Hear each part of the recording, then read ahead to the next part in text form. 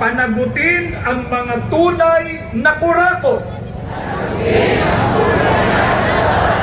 Hustisya para sa taong bayan. Kamusta ka?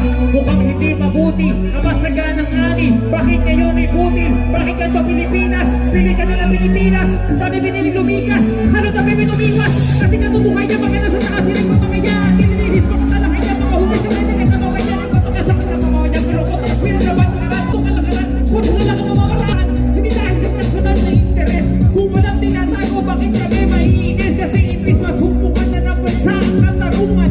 Mga naiiwan sa atin ay katanungan. Kung walang tinatago, hindi dapat itago. Ang paglilitis ay dapat kayan sa mga tao. Taong bayan ang mas dapat na higit na iniisip. Bakit ang taong bayan?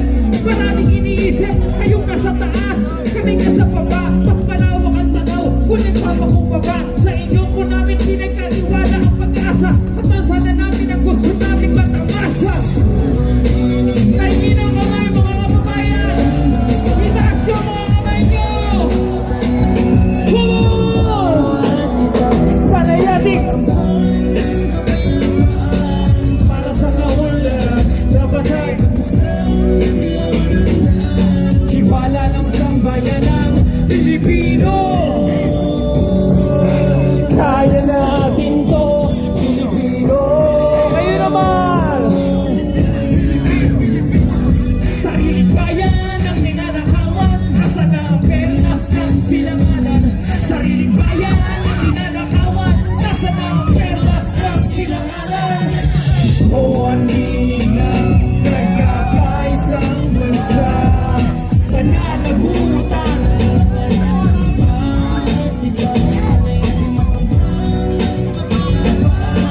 Para sa kawalan, at ilawan ang daan, tiwala ng sambayan. Lamihis ay Pilipino! Lamihis ay Pilipinas! Lamihis ay Pilipino! Lamihis ay Pilipinas!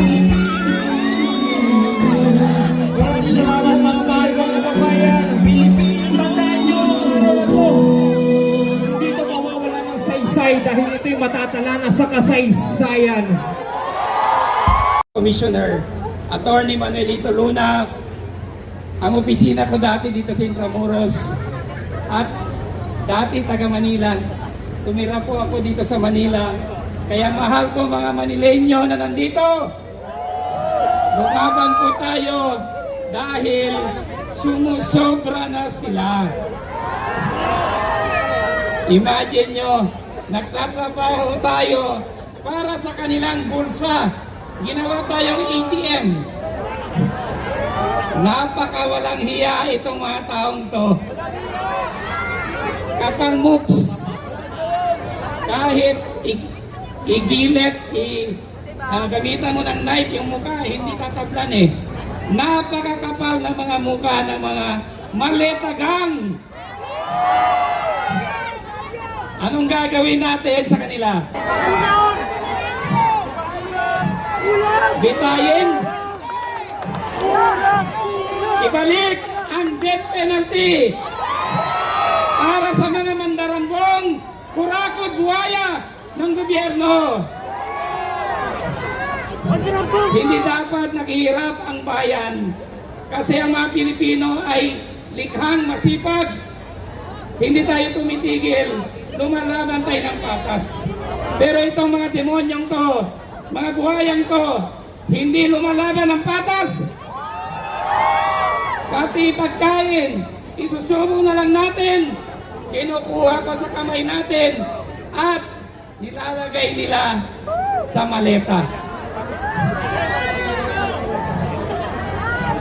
Bilang abogado, ang inihingi ko po sa inyo, magdasal tayo para sa dalawa kong kaibigan, si Senador Rodante Marcoleta at si dating Congressman Mike Defensor. Sila po ay biktima ng maling hustisya. Bendalo, inventong kaso. Boying Remulla, kompanyero, bakit mo naman ginanon ang kompanyero namin na mahal ng taong bayan, si Senador Rodante Marcoleta, na walang ibang ginawa kung hindi magsilbi sa bayan. Napakasimpleng tao, ang gusto lang niya katotohanan, ginanon mo. Babalik ang karma. Karma is real. Babalik lahat yan sa inyo. Hindi kami titigil hanggang hindi nakakamit ang hustisya para sa bayan, para sa bayanang Pilipino. Imarka nyo yan sa bato. Maraming salamat mga kababayan. Continue. Hindi tayo titigil. Umulat, umaraw. Lalaban tayo hanggang makamit ang kalayaan ng sambayanang Pilipino. Tayo doon sa likod. Unang-una, Assalamualaikum warahmatullahi wabarakatuh. Papasalamat po tayo sa poong may kapal sa biyayang binigay sa atin ngayong hapon na tayo'y nagtitipon. Ang dami pong grasya umaapaw sa lupa. Maganda po yun, magandang paningin dahil ibig sabihin malapit nang dumating sa atin ang biyayang gusto nating mangyari. Nagpapasalamat po tayo sa inyong lahat na kahit na umulan, nandirito tayo para makiisa sa laban. Laban para sa pananagutan, para sa katarungan, para sa katotohanan, at sa pagtatanggol ng ating saligang batas.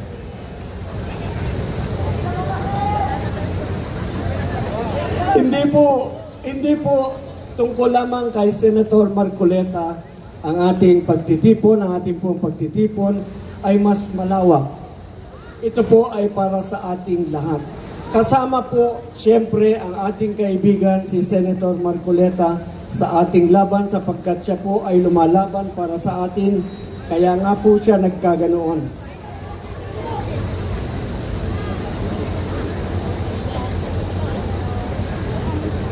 Ito pong ating pagtitipon, sinimulan natin ngayong Biyernes. Ganito po tayo karami. Ang gusto po nating mangyari sa susunod na Biyernes, mas marami tayo. Mas marami tayo para maipabatid natin sa gobyernong ito na marami ng tao ang naghahangad ng pananagutan, ng katotohanan, ng katarungan. Maraming tao na ang hindi sumasang-ayon sa kanilang ginagawa.